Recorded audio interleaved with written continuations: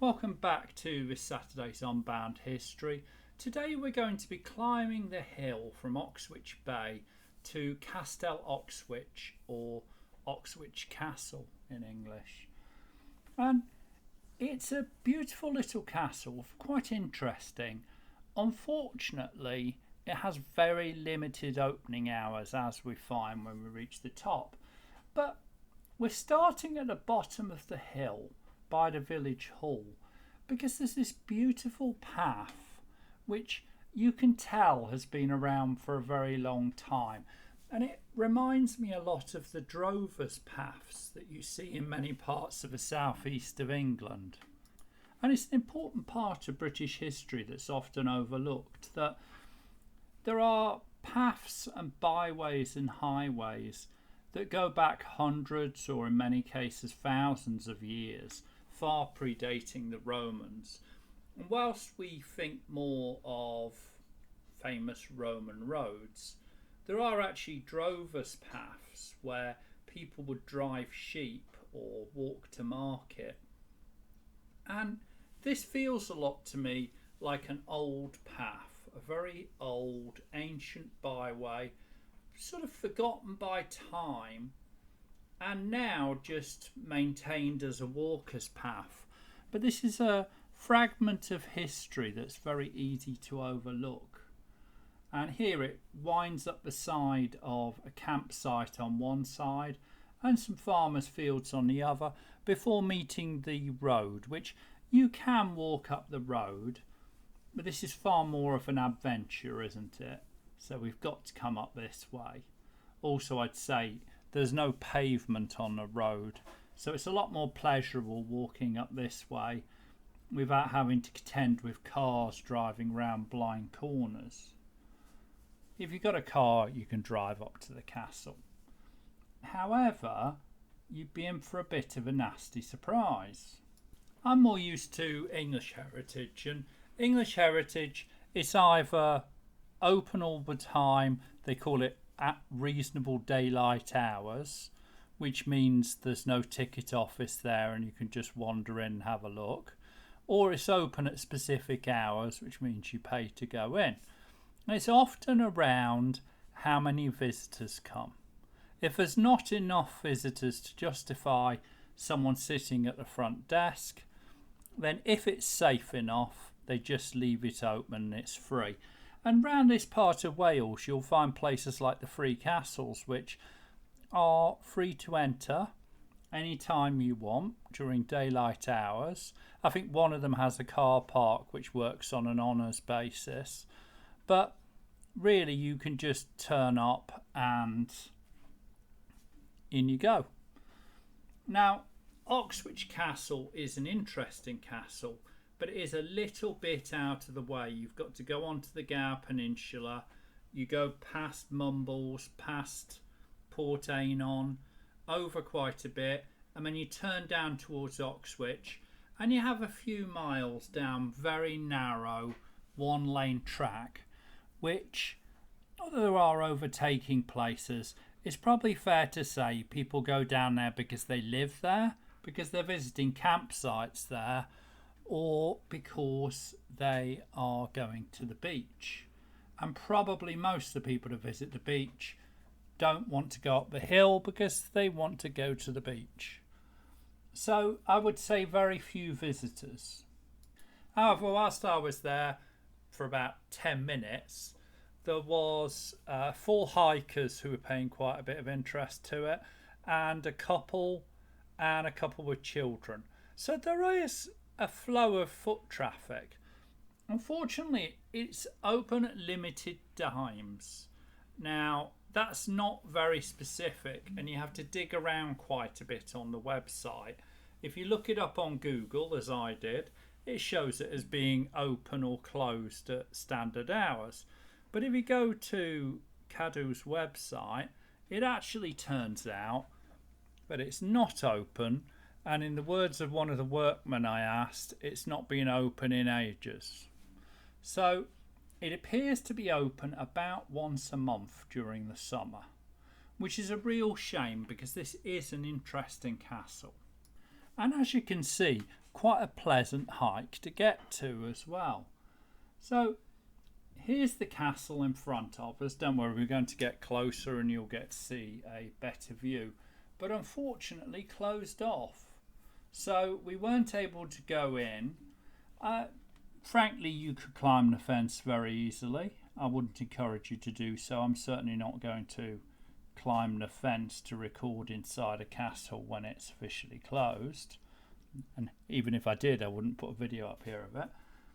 But there's a castle here which at first sight appears to be a military castle, but it's very quick that you spot that really it's not a military castle at all. The Marcher lords were always allowed to castellate their homes without permission from the king, whereas everyone else in Norman Britain had to get permission.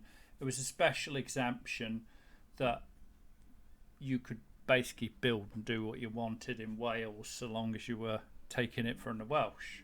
So the Normans fully supported that. And you can see straight away there's two portions. There's two periods to this castle. You have the stone wall on the left and you have the whitewashed wall on the right. And a whitewashed wall, that section I believe is later. It reminds me a lot of Scotney Castle. If you've ever had the chance to go in Kent, it's National Trust's property. And they have a beautiful castle on the lake which became uninhabitable during the 18th century. So they cut a hole in the side of the hill, mined out the stone from it, and built a hall on top, which I would best describe as being how I would see Weatherfield Hall in Jane Eyre. It's a 17th, 18th century manor house. But the castle at the bottom is an almost Italianate medieval fortified home. It's not really a castle in the normal sense. But the tower there reminds me a lot of it. And you can see this is quite a substantial property because this wasn't a castle in the normal home sense. This wasn't a castle where the owner had to militarily defend their position. This was built when Wales was very peaceable. The last Welsh kings and tribal leaders had long gone. Although Oxwich was first noted by a charter of 1306 where there were tenants that paid the ancient knights' fees. That's a military tenant at Oxwich. But this castle was built in the 16th century and really was long after military action. So really it was a sign of wealth and grandeur rather than actual need for military defence. Castellation was only granted to those that the king thought could be trusted and where they had a military worth. And there are ones where it's questionable, like Bodine Castle. It's castellated, but really it's a manor house quite a long way upriver, and it's more about the knight showing off. Well, this is very similar. And actually, I believe the last licence of castellation was given in 1536, so really before the times of this castle. But it's built to give that same impression of grandeur and military importance. Looking at the front of the castle, you can see the gateway that was built around 1520, 1538, and there's actually family coat of arms of the Mansel family and Penrhys and Skirlage families, which Sir Rhys, who built this, was descended from. Behind the courtyard that guards, you can see the main building built over 3 floors. The top actually isn't a castellation as such, a battlement. It's actually windows which are missing the arch that was at the roof. And to the right you can make out the more modern additions, and you can tell from the style that they play to a much more recent taste and a more European taste in manorial architecture. You get a feeling for how big the original was from up here, and I was hoping to go down the side, but unfortunately it's straight into a farmer's yard, and I'm not going to go filming in a farmer's yard. The white structure is actually added later when the family rented out the property, because they also owned Perched Castle. They rented this out, and the tenant appears to have modified, improved, enlarged and renovated the southern wing here, because the other side of the castle had become uninhabitable and actually collapsed in the 18th century, some 150 years after they started renting it out. But you can see that the property's still in use through till the 20th century. It was a farmhouse, and you can tell by the lintel windows there that they're much later than the original structure. Actually, if we look back into the castle, look behind the gatehouse, and you can see that some of the windows have been bricked up, very much suggesting that that portion of the property was still in use in 1747 when the window tax was introduced, because this was a banded tax based on the number and size of windows you had. And in older properties you do see them covered up and bricked up so that they could avoid paying the tax. Now, unfortunately, with the castle being closed to the public all but one day a month, and I would ask Cadw to actually open it up for free and have it available for people to go to. It would be the same management. People could actually enjoy the property. If it's safe, maybe it's not safe. It looked fairly safe.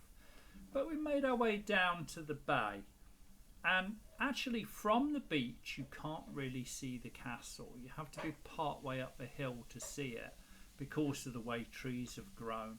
But coming down to the beach, you see why the majority of visitors here stop at the beach. Okay, it's a bit strewn with seaweed and stones here early in the morning, but actually it's a beautiful little bay to swim in.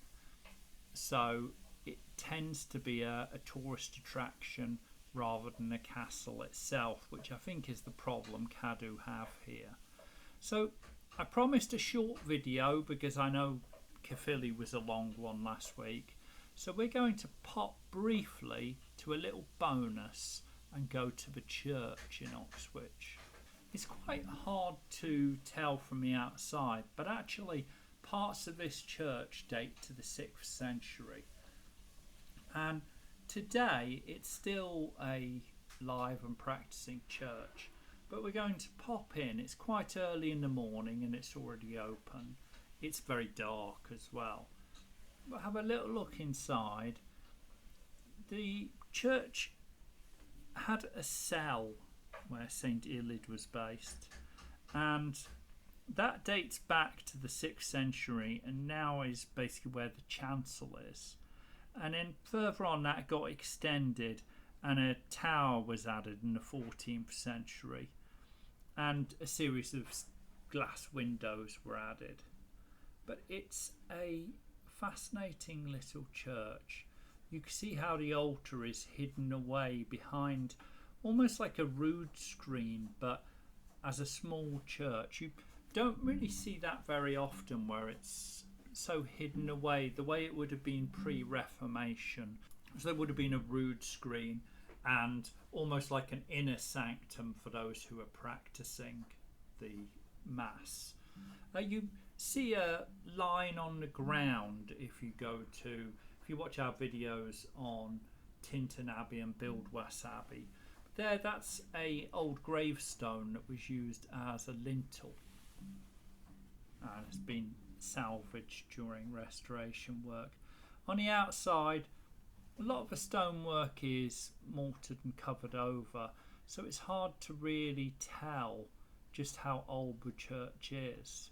But it is an ancient chapel, which has sat here very quietly on this rocky promontory on the Oxwich Peninsula for many hundreds of years, and even in its current state really for 300 or 400 years. But interesting little graveyard as well. There's some mainly Victorian tombs and burials, and there was an interesting note about a burial of a stranger found dead in Oxwich about 20 years ago.